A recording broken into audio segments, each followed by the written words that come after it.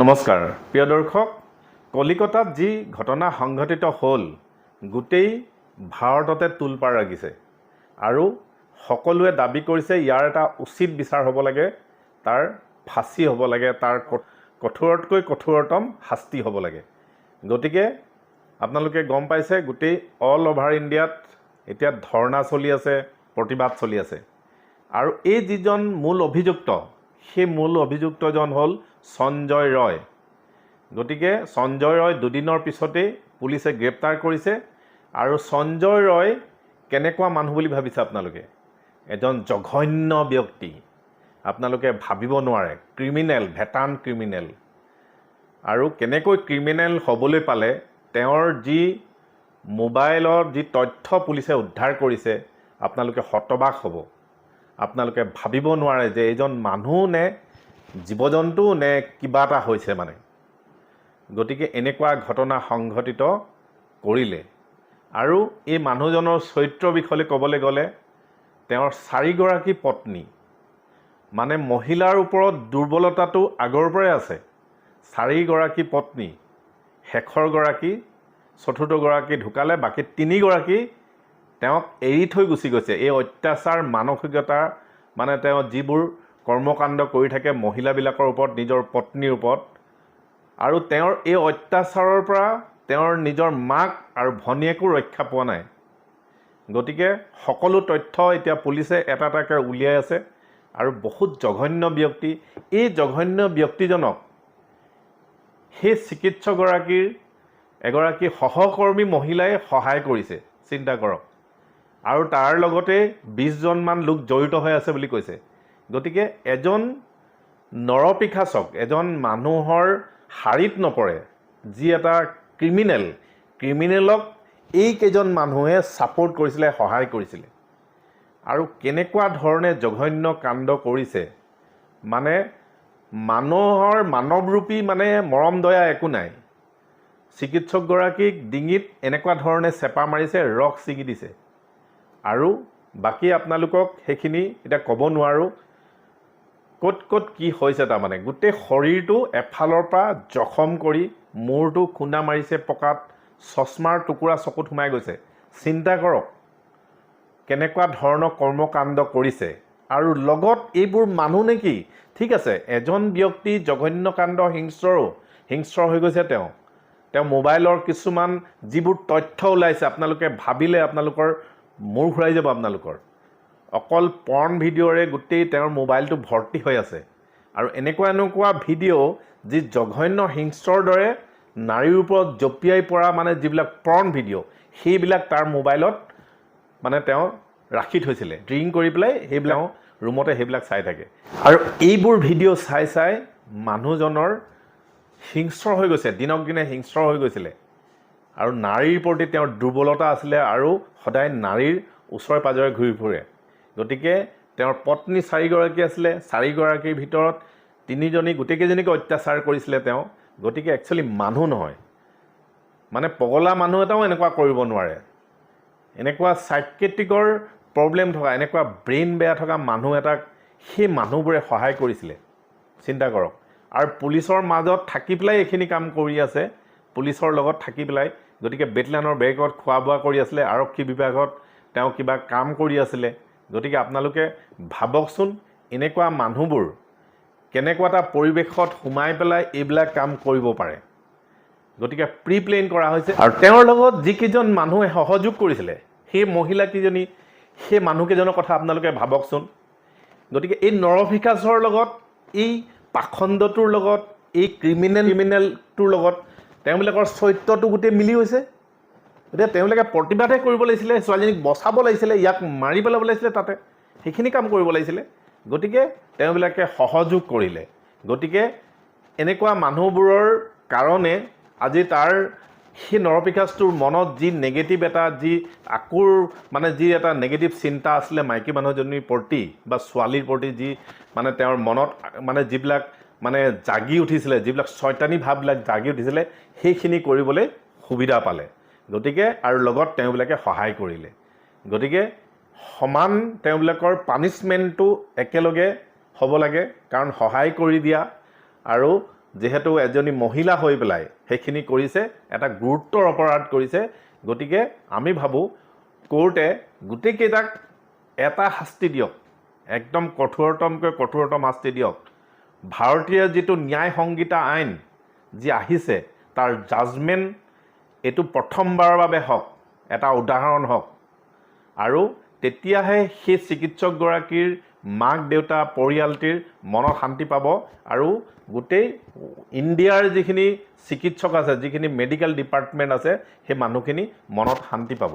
গতিকে আমাৰ কোৰ্টৰ ওপৰত পূৰা আশা আছে, ভৰসা আছে যে ন্যায় সংহিতা ভাৰতত যি আইন অনা হৈছে নাৰীৰ ওপৰত, গতিকে এয়া হৈছে এটা উদাহৰণ হ'ব, এটা মানে এক্সাম্পল হ'ব, ৱৰ্ল্ডত এটা এক্সাম্পল হ'ব।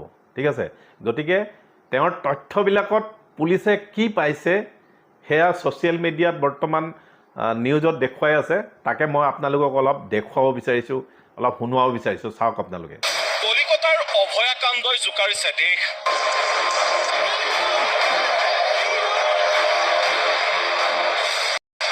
শুনিলেই ভয় লগা আৰু ভাবিলেই গাৰ নোম শিয়ৰি উঠা ঘটনাটো সংঘটিত কৰা অভিযুক্তৰ চৰিত্ৰ অথবা মানসিকতা বাৰু কেনে হ'ব?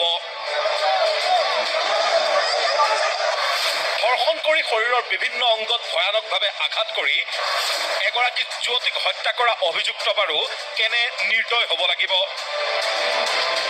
কলিকতাৰ আৰজি কৰ চিকিৎসা মহাবিদ্যালয়ৰ চিকিৎসক যুৱতীৰ ধৰ্ষণ আৰু হত্যাকাণ্ডৰ ভয়ানক তথ্য পোহৰলৈ অহাৰ পিছত সকলোৰে মনত উদয় হৈছে এনেবোৰ প্ৰশ্ন। তেনে সময়তে মূল অভিযুক্ত সঞ্জয় ৰয়ৰ সন্দৰ্ভত এনে কিছু তথ্য পোহৰলৈ আহিছে যিবোৰ শুনি হতবাক হ'ব আপুনি। সঞ্জয় ৰয়ক গ্ৰেপ্তাৰ কৰাৰ পিছত জব্দ কৰা হৈছিল মোবাইল, আৰু এই মোবাইলৰ পৰাই উদ্ধাৰ হৈছে অস্বাভাৱিক যেন লগা বহু তথ্য। ৩৩ বছৰীয়া সঞ্জয় ৰয়ৰ মোবাইল ভৰি আছিল পৰ্ণ ভিডিঅ'ৰে। পিছে এই পৰ্ণ ভিডিঅ'সমূহ স্বাভাৱিক নাছিল। সঞ্জয় ৰয়ৰ মোবাইলত থকা পৰ্ণ ভিডিঅ'সমূহ আছিল অতি বেছি হিংস্ৰ আৰু ভয়ানক হিংসাৰ পৰ্ণ ভিডিঅ'সমূহ সাধাৰণ সুস্থ মগজুৰ লোকে চাব পৰা বিধৰ নহয়। সঞ্জয় ৰয়ে সুৰাপান কৰি এই ভিডিঅ'সমূহ চাইছিল। বেছিভাগ সময়তে সঞ্জয় ৰয় মহিলাৰ আশে পাশে ঘূৰি থাকি বা সময় কটাই ভাল পাইছিল। সঞ্জয় ৰয়ে যে কেৱল হিংসাত্মক আৰু অত্যাচাৰেৰে পৰিপূৰ্ণ পৰ্ণ ভিডিঅ' চাইছিল তেনে নহয়, নিজেও আছিল বহু বেছি হিংস্ৰ। সঞ্জয় ৰয়ৰ পত্নী 4গৰাকী আৰু আটাইকেইগৰাকী পত্নীকেই অতিমাত্ৰা নিৰ্যাতন কৰিছিল সঞ্জয়ে, যাৰ বাবে 3গৰাকী পত্নীয়ে এৰি থৈ গৈছিল সঞ্জয়ক। ৩৩ বছৰ বয়সতে 4বাৰ বিবাহপাশত আবদ্ধ হোৱা সঞ্জয়ে 4ৰ্থ পত্নীকো কৰিছিল অত্যাচাৰ। অত্যাচাৰৰ মাজতেই দুৰাৰোগ্য ৰোগত আক্ৰান্ত হৈ মৃত্যু হৈছিল 4ৰ্থ পত্নীৰ। সঞ্জয়ৰ বিৰুদ্ধে আৰক্ষী থানাত ৰুজু হৈ আছে গাৰ্হস্থ্য হিংসাৰ গোচৰ। লগতে সঞ্জয় ৰয়ৰ মাতৃ আৰু ভগ্নীৰ ওপৰতো অত্যাচাৰ চলোৱাৰ অভিযোগ আছে। আৰু তেনে এজন হিংস্ৰ ব্যক্তিয়ে 2019 বৰ্ষত কলিকতা আৰক্ষীৰ চিভিল ভলণ্টিয়াৰ ৰূপে যোগদান কৰিছিল। বিশেষ কাৰণবশতঃ বহু উচ্চপদস্থ আৰক্ষী বিষয়াৰ সৈতে হেনো ঘনিষ্ঠ আছিল সঞ্জয়। প্ৰথমে সঞ্জয় দুৰ্যোগপনৰ ক্ষেত্ৰত নিয়োজিত আছিল যদিও পিছলৈ আৰক্ষীৰ কল্যাণমূলক চেললৈ বদলি হৈছিল সঞ্জয়, আৰু তাৰ পিছতে সঞ্জয় কৰ্মৰত হৈছিল আৰজি কৰ মেডিকেল কলেজ হাস্পাতালত। হাস্পাতালখনত চিকিৎসাৰ নামত দালালি কৰাৰো অভিযোগ আছে সঞ্জয় ৰয়ৰ বিৰুদ্ধে। লগতে আৰক্ষীৰ নামতো দালালি কৰি ধন ঘটাৰ অভিযোগ সঞ্জয়ৰ বিৰুদ্ধে। কলিকতা আৰক্ষীৰ স্থায়ী কৰ্মচাৰী নাছিল যদিও চিভিল ভলণ্টিয়াৰ হৈও আৰক্ষীৰ পোছাক পিন্ধি দাদাগিৰি কৰাৰো অভিযোগ আছে সঞ্জয়ৰ বিৰুদ্ধে। উচ্চপদস্থ আৰক্ষীৰ সৈতে ৰহস্যজনকভাৱে সঞ্জয়ৰ ইমানেই ভাল আছিল যে 4ৰ্থ আৰক্ষী বেটেলিয়নৰ বেৰেকত থকা খোৱাৰ ব্যৱস্থা কৰি লৈছিল সঞ্জয়ে, আৰু ভয়ংকৰভাৱে চিকিৎসকগৰাকীক ধৰ্ষণৰ পিছত হত্যা কৰি 4ৰ্থ আৰক্ষী বেটেলিয়নৰ বেৰেকতেই শুই আছিল সঞ্জয়। মৰণোত্তৰ পৰীক্ষাৰ প্ৰতিবেদন অনুসৰি ধৰ্ষিতাৰ যৌনাংগসমূহত আছিল ভয়ংকৰ ভয়ংকৰ দাগ। যুৱতীগৰাকীয়ে যাতে চিঞৰিব নোৱাৰে তাৰ বাবে নাক মুখ ডিঙিত চেপি ধৰা হৈছিল। ডিঙিত এনেকৈ চেপি ধৰা হৈছিল যে থাইৰয়ড গ্ৰন্থি ছিগি গৈছিল।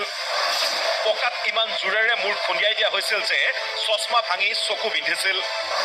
পেট, উঠ, ভৰি সকলোতে বেয়াকৈ আঘাত কৰা হৈছিল আৰু এনেদৰে আক্ৰমণৰ পূৰ্বে কৰা হৈছিল ধৰ্ষণ। ভাবক, এনে ভয়ংকৰ ঘটনা সংঘটিত কৰিব পৰা লোকৰ মানসিকতা কেনে হ'ব পাৰে। পিছে এই ঘটনাৰ মূল উদ্দেশ্য যৌন নিৰ্যাতনেই আছিল নে? কিয়নো খবৰ অনুসৰি এই কাণ্ডৰ সময়ত সহযোগ কৰিছিল মৃত চিকিৎসকগৰাকীৰ এগৰাকী মহিলা সহকৰ্মীয়ে। লগত আছিল 20 জনতকৈ অধিক লোক। গতিকে আপোনালোকে শুনিলে, এজন জঘন্য ব্যক্তি, এজন ক্ৰিমিনেল, ভেটাৰ্ণ ক্ৰিমিনেল। গতিকে আৰু তেওঁৰ মনত যি তেজ বৈ আছে, যি জাগ্ৰত হৈ আছে, যি নেগেটিভ চিন্তা কৰি থাকে, গতিকে এয়া পৰ্ণ ভিডিঅ' চাই চাই, মদ খাই খাই সেইখিনিকে কথা ৰাতিপুৱাৰ পৰা গধূলিলৈকে তেওঁ কল্পনা কৰি আছিলে। আৰু যাৰ লগত সেই 20জন মানুহ, এজনী মহিলাই তেওঁক এইখিনি কৰিবলৈ উৎসাহ যোগালে, তেওঁক সহায় কৰিলে। গতিকে এটা আমি ভাবোঁ কোৰ্টৰ ফালৰ পৰা, আদালতৰ ফালৰ পৰা এটা